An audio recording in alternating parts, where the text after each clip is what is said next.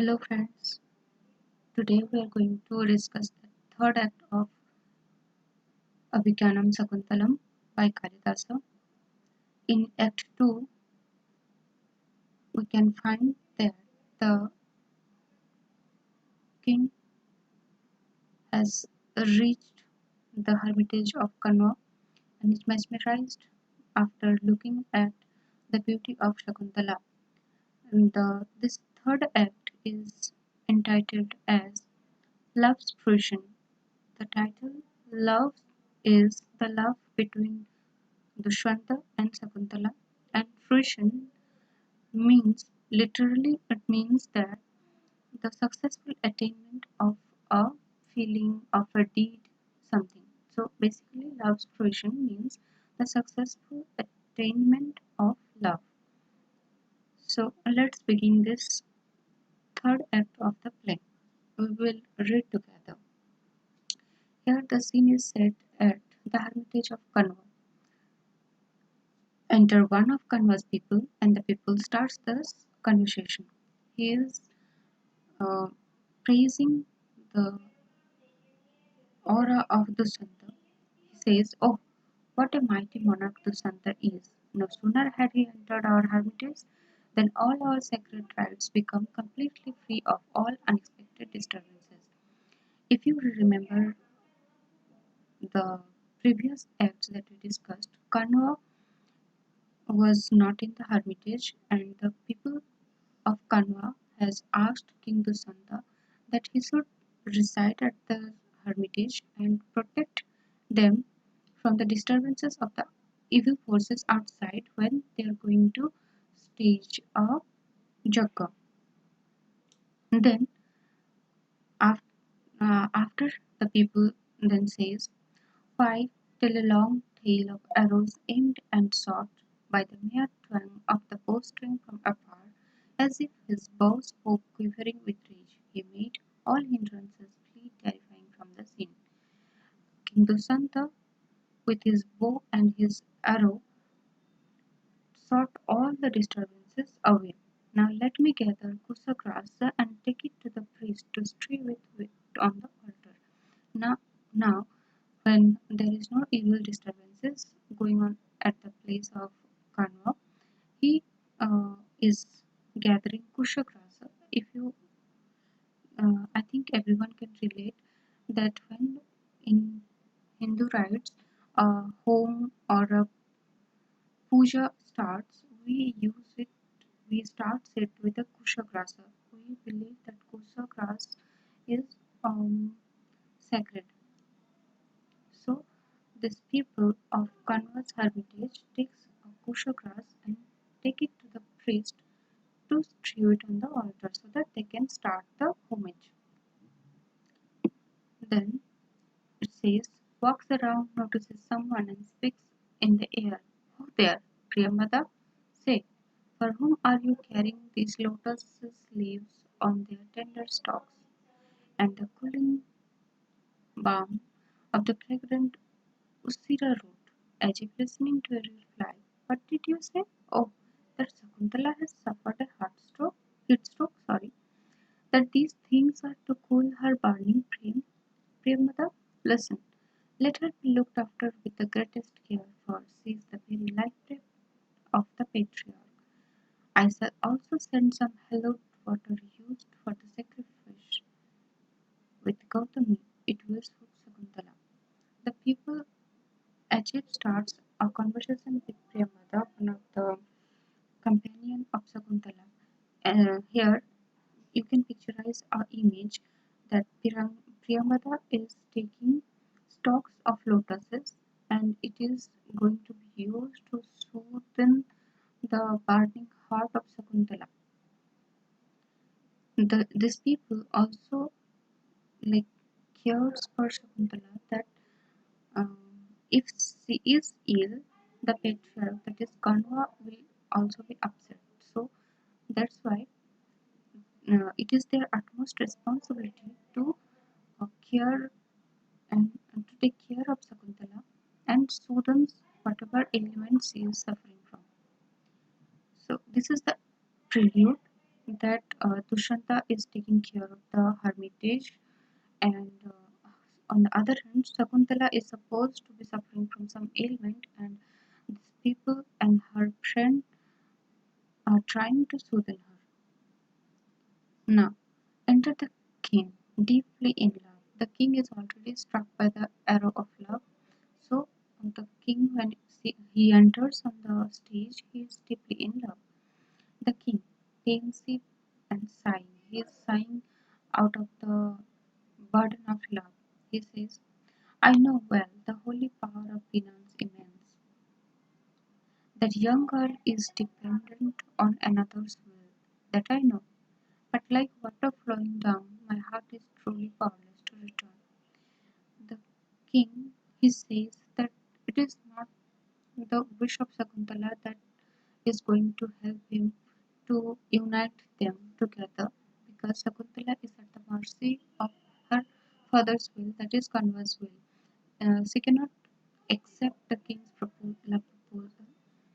So he says that yes, I understand that Sakuntala is not at the power to reciprocate my love, but since I am struck with a ailment, with a feeling of love, as water cannot be flown down to the source, once heart is given to someone, it cannot be taken back.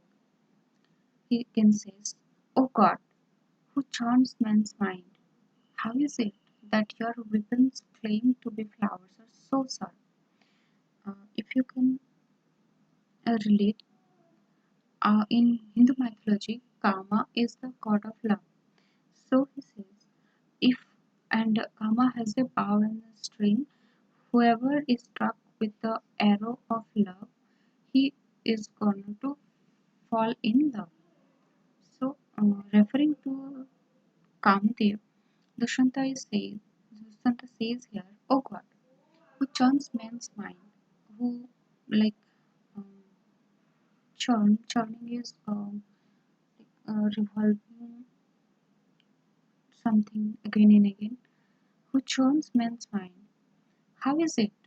How is it possible that your weapon, that is the string of love, the bow, the arrow of love, claim to be flowers? The arrow of love is made up of flower. Is so sharp. He is saying that how of an arrow made of flower can be so sharp that it churns man's mind. Oh yes, I know why. Shiva's fiery wrath must still burn in you like fire smoldering deep in the ocean's depth. Were it not so, how can you burn lovers like me when mere essence is all that is left on you? In Hindu mythology, it is believed that Kamadev was mm, cursed by Shiva, that he will be burned to ashes. But since even after Kamadev is cursed, he can burn a fire of love within human's heart so strongly that it hurts that it hurts. He says, now we will again look at these following lines. Shiva's fiery wrath must still burn you like fire smoldering deep in the ocean's depth. The fire of the fiery wrath of Shiva burns within the heart of Kamdeva like the volcano that burns within ocean's depth, deep ocean. Were it not so, how can you burn lovers like me? If it were not so that within you the fiery wrath of Shiva burns, you would not have been powerful enough to burn lovers like Duhsanta with the fire of love. Because until the fiery wrath of Shiva burns in you, you would have been burned to ashes by the curse of Shiva. Then again, we of brotherhood of love are cruelly deceived by you and the moon, though we put our fullest trust in you, in both. And why do I say this? False is the statement to lovers like me that flowers are your arrows, that moonbeams are cool. By looking at the moonbeam and by struck by the arrow of love, these the lovers struck by love always think of their lady love. So that's why neither the moonbeam nor flowers soothes them, rather it hurts them. He says, the moon's rays pregnant with ice shot darts of fire, and your arrows are tipped with hardest adamant.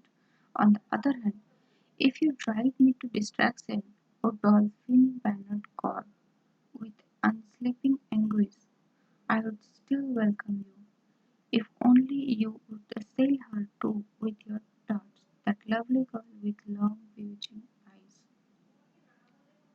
Now let's analyze these lines. The moon's rays pregnant with ice-hot darts of fire. Normally, the rays of moon doesn't hurt our skin as the scorching rays of sun does. So, the moon's rays pregnant with ice-hot darts of fire, and your arrows are tipped with hardest adamant. On the other hand, if you drive me to distraction with unsleeping anguish, he says, if you drive me to distraction, O dolphin banner god, he is referring again to Kamadev, that O dolphin bannered god, if you drive me to distraction with unsleeping anguish, because he is already in love, so he cannot sleep, I would still welcome you. He will not grieve that Kamadev has struck him with the arrow of love. Only if Kamadev would assail means hurt. Her, here her refers to Shakuntala. Do with your darts. If you hurt Shakuntala with your arrow, then I will welcome all the anguish that you brings you bring to me. O blessed God, thou reproaches bitterly. Though reproached bitterly, you show no compassion. I am reproaching you that you had already struck me with an arrow of love, but you show no compassion to me as a lover. Wantonly have I made you gently go, O godless one. Since Kamdeva is cursed by Shiva and he is burned to ashes, he doesn't have any body. So he says, O bodiless one, wantonly have I made you gently grow. I have made you wantonly to grow greatly. Wantonly means lustfully. Since Dushanta is um, wanton, lustful about um, Shakuntala, he says that it is my wanton desire that made me that that led me to help you grow greatly, even though you don't have any body. Nursing you assiduously with 100 tribes and feelings, now drawing your bow back to your ear. It is me who choose to let your arrow fly.